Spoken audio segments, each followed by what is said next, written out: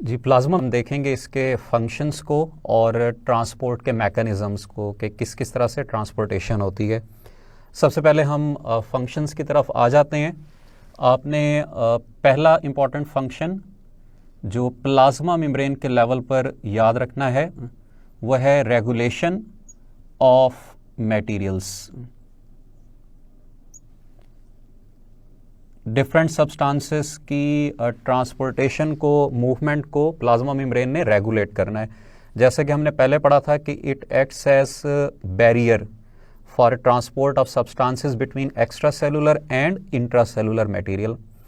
अब यहाँ पर आपने याद रखना है कि इसके इस एक्शन की वजह से हम प्लाज्मा मेम्ब्रेन को डिफरेंट फंक्शनल नेम्स असाइन करते हैं। Like we call it as semi permeable membrane. अब सेमी परमिएबल मेम्ब्रेन का मतलब क्या होगा कि ये कुछ सब्सटेंसेस को अलाउ करेगी और कुछ को रोक लेगी। हम इसको सेमी परमिएबल मेम्ब्रेन का नाम दे रहे हैं।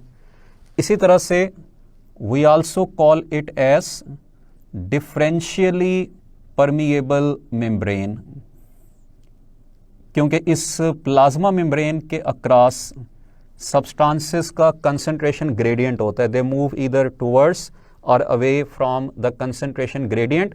इस बेस पर हम इसको कहते हैं differentially permeable membrane. We also call it as selectively permeable membrane, यानी ये सिलेक्टेड सब्सटेंसेस को अलाउ करती है मूव होने के लिए, इसलिए इसको हम सिलेक्टिवली परमिएबल मेम्ब्रेन का नाम देते हैं। This character is mostly attributed towards the carrier mediated transport के जो कैरियर प्रोटीन्स हैं उनकी वजह से ये सिलेक्टिवली परमिएबल मेम्ब्रेन कहलाएगी। अब आपने ये याद रखना है एक पॉइंट कि कुछ सब्सटेंसेस ऐसे हैं जो प्लाज्मा मेम्ब्रेन को इजीली क्रॉस कर लेंगे। अब यहां पर इजी का मतलब ये होगा कि वो सब्सटेंसेस जो लिपिड बाइलेयर को क्रॉस कर सकते हैं, और जो लिपिड बाइलेयर को क्रॉस नहीं कर सकते they will face difficulty to cross the plasma membrane. तो ये दो पॉइंट्स हम डिस्कस करेंगे कि कौन से सब्सटेंसेस हैं जो इजीली क्रॉस कर सकते हैं, कौन से सब्सटेंसेस ऐसे हैं which face difficulty to cross the plasma membrane. मैंने आपको इंपॉर्टेंट पॉइंट ये बताया है कि जो लिपिड बाइलेयर को क्रॉस कर लेंगे हम उनको कहेंगे दे कैन क्रॉस इजीली। तो इसमें कौन कौन से आ जाएंगे? Like small molecules, gas molecules, water and lipid soluble substances plasma membrane easily. और इसके अपोजिट अब आप चले जाएं कि जो लार्ज साइज के मॉलिक्यूल्स हैं, इसी तरह से पोलर सब्सटेंसेस या चार्ज्ड पार्टिकल्स हैं, और इसी तरह से ions, they will face difficulty to cross the plasma membrane. और इसलिए आपने याद रखना है कि इन सब्सटेंसेस की मूवमेंट के लिए प्लाज्मा मेम्ब्रेन के अंदर प्रोटीन्स मौजूद होती हैं। प्रोटीन्स ने उन सब्सटेंसेस को मूव करवाना है जो लिपिड बाइलेयर के थ्रू मूव नहीं कर सकते। तो ये आपने एक फंक्शन सबसे पहले याद रखना है कि रेगुलेशन प्लाज्मा मेम्ब्रेन किस तरह से करती है। एक और फंक्शन की तरफ मैं चल रहा हूं, one of the important function that is transport of substances. Different transport के मैकेनिज्म्स हैं जो प्लाज्मा मेम्ब्रेन के अक्रॉस एग्जिस्ट करते हैं। हमने इन मैकेनिज्म्स की डिटेल्स को पढ़ना है।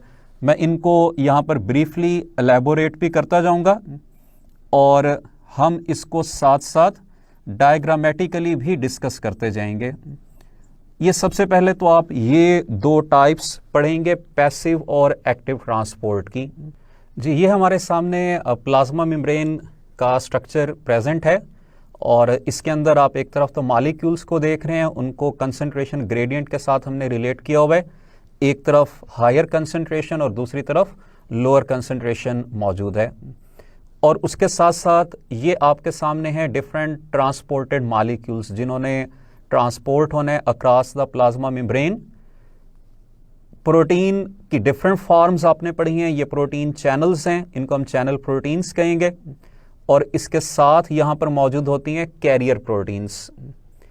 अब आपने सबसे पहले पैसिव ट्रांसपोर्ट और एक्टिव ट्रांसपोर्ट के मैकेनिज्म को समझना है। अगर मॉलिक्यूल्स मूव करते हैं from higher concentration to lower concentration, तो तब इस ट्रांसपोर्ट मैकेनिज्म को हम कहेंगे पैसिव ट्रांसपोर्ट। जबकि इसके अपोजिट अगर सब्सटेंसेस मूव करते हैं from low concentration to high concentration, तब हम इसको कहेंगे एक्टिव ट्रांसपोर्ट, और इसके लिए रिक्वायर्ड होगी एनर्जी। तो ये पहला डिफरेंस तो आपने ये याद रखना है कि पैसिव में होगी हाई से लो कंसंट्रेशन की तरफ, एक्टिव में होगी लो से हाई कंसंट्रेशन की तरफ। पैसिव ट्रांसपोर्ट के लिए सेल एनर्जी रिक्वायर्ड नहीं होगी, एक्टिव ट्रांसपोर्ट के लिए सेल एनर्जी रिक्वायर्ड होगी। पैसिव ट्रांसपोर्ट को हम कहते हैं अलोंग द कंसंट्रेशन ग्रेडियंट, जबकि एक्टिव ट्रांसपोर्ट को हम कहते हैं अगेंस्ट द कंसंट्रेशन ग्रेडियंट, या हम इसको अपहिल मूवमेंट का नाम भी देते हैं। इस एक्टिव ट्रांसपोर्ट की आपने फर्दर दो फॉर्म्स को याद रखना है। एक को हम कहते हैं डायरेक्ट एक्टिव ट्रांसपोर्ट, या हम इसको कहते हैं प्राइमरी एक्टिव ट्रांसपोर्ट। डायरेक्ट या प्राइमरी एक्टिव ट्रांसपोर्ट हम उस टाइप को कहेंगे जहां पे एटीपी एनर्जी प्रोवाइड करेगा। जैसे कि एग्जांपल में आपने सोडियम पोटेशियम पंप को पढ़ा है, वहां पे एटीपी यूज होता है, तो वहां पर जो ट्रांसपोर्टेशन होगी उसको हम कहेंगे डायरेक्ट एक्टिव ट्रांसपोर्ट या प्राइमरी एक्टिव ट्रांसपोर्ट। अगर एनर्जी का सोर्स एटीपी के अलावा कोई और है, कोई वोल्टेज डिफरेंस है या कोई भी और कंसंट्रेशन डिफरेंस है, तो तब हम इसको कहेंगे इनडायरेक्ट एक्टिव ट्रांसपोर्ट, या हम इसको कहेंगे सेकेंडरी एक्टिव ट्रांसपोर्ट। ये दो टाइप्स आपने इसकी याद रखनी है। अब जो पैसिव ट्रांसपोर्ट है, इसकी आपने दो फर्दर फॉर्म्स कॉमन पढ़ी होंगी, हम उनको डिफरेंशिएट कर लेते हैं। One is diffusion and other is osmosis. आपने याद रखना है कि both are the examples of passive transport. अगर सॉल्यूट मॉलिक्यूल मूव करता है from high concentration to low concentration, जैसे कि गैसेज हैं, तो इनकी मूवमेंट को हम कहेंगे डिफ्यूजन। जबकि ऑस्मोसिस का वर्ड हम यूज करते हैं वाटर के लिए, यानी वाटर अगर हायर कंसंट्रेशन से लोअर कंसंट्रेशन की तरफ मूव करेगा तो इसकी ट्रांसपोर्टेशन को हम कहेंगे ऑस्मोसिस। अब डिफ्यूजन की यहां पर आपको दो फॉर्म्स नजर आएंगी कि कुछ सब्सटेंसेस ऐसे हैं जो लिपिड बाइलेयर से मूव करेंगे from high to low concentration, इसको हम कह देंगे सिंपल डिफ्यूजन। इसी तरह से अगर कोई मॉलिक्यूल चैनल प्रोटीन्स के थ्रू मूव करता है हाई से लो कंसंट्रेशन की तरफ, तो इसको हम कह देंगे चैनल मीडिएटेड डिफ्यूजन। और अगर ये मॉलिक्यूल मूव करता है कैरियर प्रोटीन के जरिए from higher concentration to lower concentration, तो तब हम इसको कह देंगे कैरियर मीडिएटेड ट्रांसपोर्ट या कैरियर मीडिएटेड डिफ्यूजन। ये हमने सारी पैसिव ट्रांसपोर्ट की फॉर्म्स पढ़ी हैं, तो इसलिए आपने याद रखना है कि जो डिफ्यूजन है वो लिपिड बाइलेयर से भी हो सकता है, वो चैनल प्रोटीन्स के जरिए भी हो सकता है, और वो कैरियर प्रोटीन्स के जरिए भी हो सकता है। लेकिन जैसा कि आप डायग्राम के अंदर देख रहे हैं कि active transport will always be through the carrier proteins. So इसलिए अगर आपसे ये क्वेश्चन पूछा जाए कि कैरियर प्रोटीन्स के थ्रू कौन सी ट्रांसपोर्टेशन होगी, तो इसका आंसर होगा both active and passive transport, ये इनके थ्रू होता है। और कैरियर मीडिएटेड ट्रांसपोर्ट की पैसिव फॉर्म को हम कहते हैं फैसिलिटेटेड डिफ्यूजन। ये आपने याद रखना है कि this term is used for the passive form of carrier mediated transport. तो ये हमने टोटल मैकेनिज्म्स पढ़े हैं। कैरियर मीडिएटेड ट्रांसपोर्ट मैंने आपको इसके साथ बता दी, और इसके साथ मैंने आपको बता दिया कि चैनल मीडिएटेड ट्रांसपोर्ट हम किसको कहते हैं, चैनल प्रोटीन्स के थ्रू होगी, और कैरियर मीडिएटेड जो कैरियर प्रोटीन्स के थ्रू होगी। अब हम चलेंगे एक और टाइप की तरफ ट्रांसपोर्ट की, जिसके लिए टर्म हम यूज करते हैं एंडोसाइटोसिस और एक्सोसाइटोसिस की। जी, तो और दो और मैकेनिज्म्स हमारे सामने जो ट्रांसपोर्टेशन के हैं प्लाज्मा मेम्ब्रेन के अलोंग एंडोसाइटोसिस और एक्सोसाइटोसिस। दोनों प्रोसेसेस एनर्जी कंज्यूमिंग प्रोसेसेस हैं, और इसके साथ साथ आपने याद रखना है कि इसमें सेल मेम्ब्रेन एक्टिवली इन्वॉल्व होती है, यानी सेल मेम्ब्रेन या इन्वेजिनेट करेगी या सेल मेम्ब्रेन की इवेजिनेशन प्रोड्यूस होगी। तो दो हमारे पास प्रोसेसेस, एंडोसाइटोसिस, एक्सोसाइटोसिस। हम मेनली चलेंगे टुवर्ड्स द एंडोसाइटोसिस। एंडोसाइटोसिस की फर्दर दो फॉर्म्स आपने याद रखनी है। One is phagocytosis and the other one is pinocytosis. Both are the forms of endocytosis. जो फेगोसाइटोसिस है, इसके लिए एक और टर्म हम यूज करते हैं सेल ईटिंग की। This is also called as cell eating process. अगर कोई सॉलिड पार्टिकल है और उसको प्लाज्मा मेम्ब्रेन के थ्रू एनगल्फ किया जाता है तो इस प्रोसेस को हम कहेंगे फेगोसाइटोसिस, और उसके रिजल्ट के तौर पर जो वैक्यूल या वेसिकल डेवलप होगा उसको हम कहेंगे फेगोसोम। और इसी तरह आपने याद रखना है कि अगर सेल के लेवल पर किसी लिक्विड सब्सटेंस का इनटेक है तो उस लिक्विड सब्सटेंस के इनटेक के लिए हम टर्म यूज करते हैं पिनोसाइटोसिस की, और इसी वजह से इसको हम सेल ड्रिंकिंग का नाम भी देते हैं। और इसके रिजल्ट के तौर पर जो वैक्यूल या वेसिकल डेवलप होगा उसको हम कहेंगे पिनोसोम।